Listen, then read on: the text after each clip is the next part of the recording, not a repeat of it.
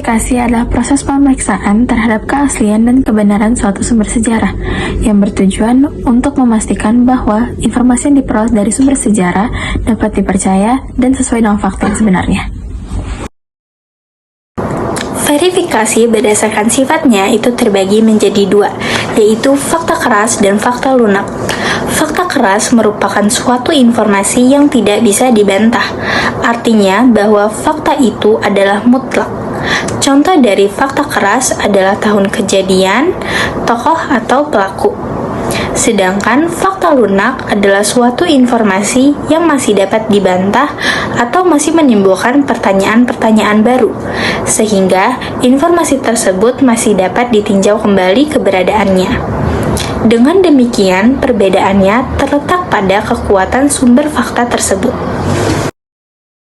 Verifikasi berdasarkan wujudnya dalam sejarah berarti memastikan keaslian sumber dengan melihat bentuk fisiknya. Ada 3 jenis sumber sejarah. Pertama, sumber primer, yaitu bukti asli dari peristiwa sejarah. Contohnya, prasasti, naskah kuno, foto, dan rekaman.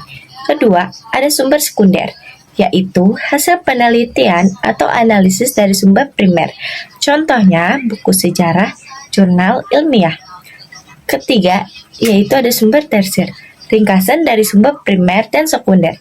Contohnya, ensiklopedia dan buku teks. Verifikasi ini penting untuk memastikan informasi yang digunakan dalam sejarah benar dan dapat dipercaya. Kemudian ada kritik eksternal. Jenis kritik dalam sumber sejarah ini berkaitan dengan keaslian bahan yang digunakan dalam sumber sejarah, seperti prasasti, dokumen, dan juga naskah.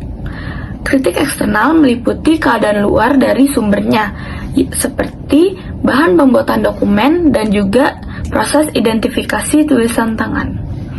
Terdapat 3 aspek penting yang perlu diperhatikan oleh peneliti.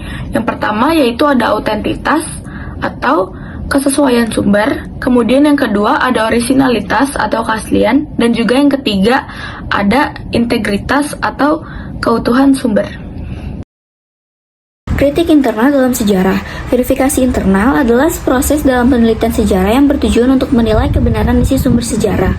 Setelah suatu sumber dianggap asli melalui verifikasi eksternal, verifikasi internal dilakukan untuk memastikan bahwa informasi dalamnya valid, akurat, dan tidak mengandung bias.